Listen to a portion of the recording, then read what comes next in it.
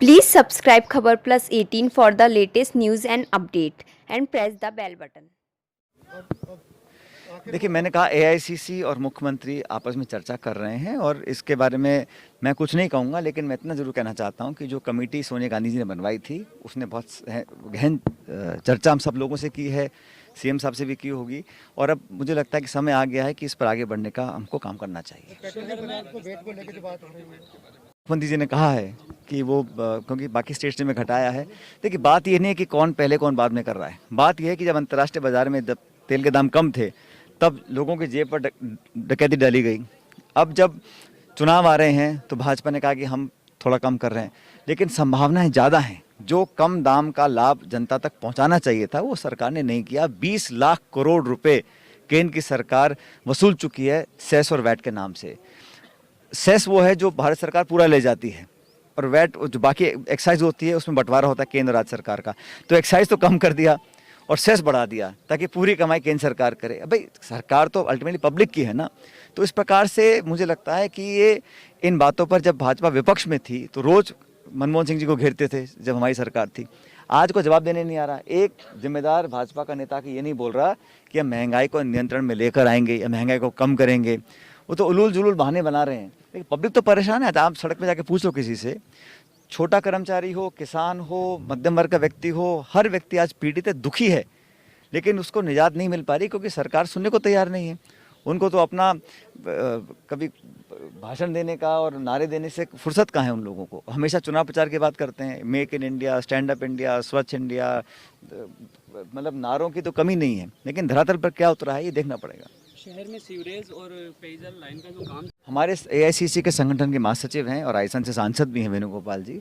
हम लगातार उनसे मिलते रहते हैं जब भी मैं दिल्ली में जाता हूं, लेकिन आज मेरी मुलाकात हुई थी और प्रदेश में जो राजनीतिक स्थिति है उसमें मैंने अपनी बात को रखा और हमेशा की तरह अजय माकन जी, वेणुगोपाल जी, प्रियंका जी, इन सबसे मुलाकात हम करते रहते हैं। और मुझे लगता है कि जो बदलाव करने की मांग हम शुरू से करते आए हैं, जहाँ ज़रूरत है, और मैं फिर दोहरा रहा हूँ कि अब लगभग 3 साल हो गए हैं, जो कांग्रेस के वर्कर हैं, जिन्होंने कांग्रेस के लिए सब कुछ कुर्बान किया, जिन्होंने सरकार बनाने में बहुत महत्वपूर्ण भूमिका निभाई। हम सब नेता लोग तो भाषण देके आते हैं, लेकिन वो लोग बूथ पे खड़े होकर कांग्रेस का झंडा उठाकर उनके लिए लड़ाई लड़ते हैं। उन लोगों को उचित मान सम्मान देने की लड़ाई और संघर्ष मैंने शुरू में बात इसकी रखी थी और आज भी बात पर कायम हूँ, चाहे राजनीतिक नियुक्तियाँ हों या भागीदारी की बात हो। जिन्होंने समर्पित भाव से भाजपा की सरकार को हराने का काम किया है, उन इतने सारे वर्कर्स को लगना चाहिए कि सरकार में हमारी भागीदारी है, और सुनिश्चित करने के लिए इसी बात को प्रदेश अध्यक्ष जी भी कहते हैं, इस बात को मैं भी कहता हूं, और मुझे लगता है कि बहुत जल्द ये करना चाहिए क्योंकि चुनाव जो है राजस्थान में अब सिर्फ 22-23 महीने दूर रह गया है। तो इस बात पर चर्चा हुई और मुझे लगता है कि बहुत जल्द अच्छे निर्णय लिए जाएंगे।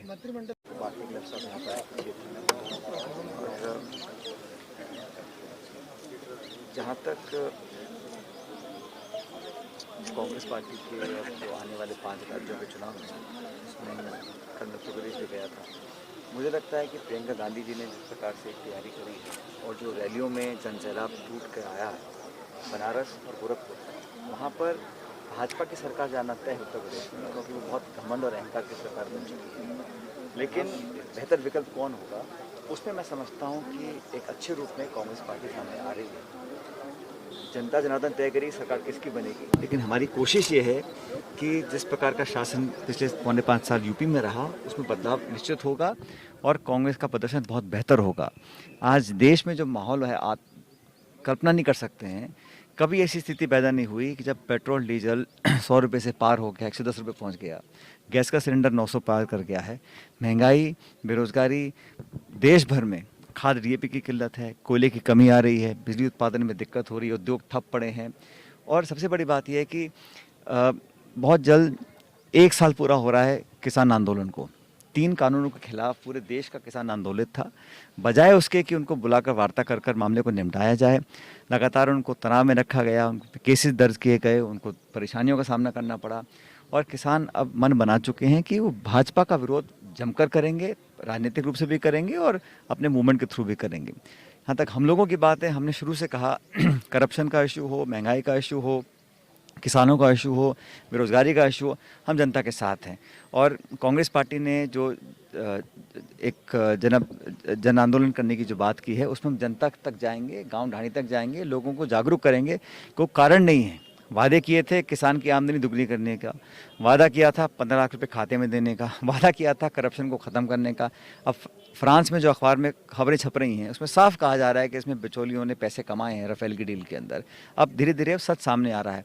सुप्रीम कोर्ट कह रहा है कि लखीमपुर खीरी में जो जांच हो रही है उसे वो संतुष्ट नहीं है। वो एक हाई कोर्ट के रिटायर्ड जज को वहाँ उसको जांच सौंपना चाहते हैं। तो जब सरकार का इकबाल ख़त्म हो चुका है और भाजपा का जो नेतृत्व है वो इतना घमंड और अहंकार में अपना काम कर रहा है, उससे मैं नहीं समझता हूँ कि जनसेवा हो सकती है। वो तो सिर्फ ध्रुवीकरण कर कर, लचीले भाषण देकर, लोगों को भ्रमित कर कर वोट बटोरने का काम कर रहे हैं।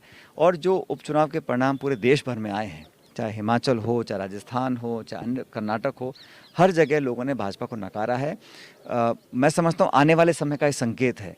मुझे पूरा विश्वास है कि संगठन मजबूती से कांग्रेस का और आगे बढ़कर आएगा और आने वाले जो 5 राज्यों के चुनाव हैं वहाँ Please subscribe Khabar Plus 18 for the latest news and update and press the bell button.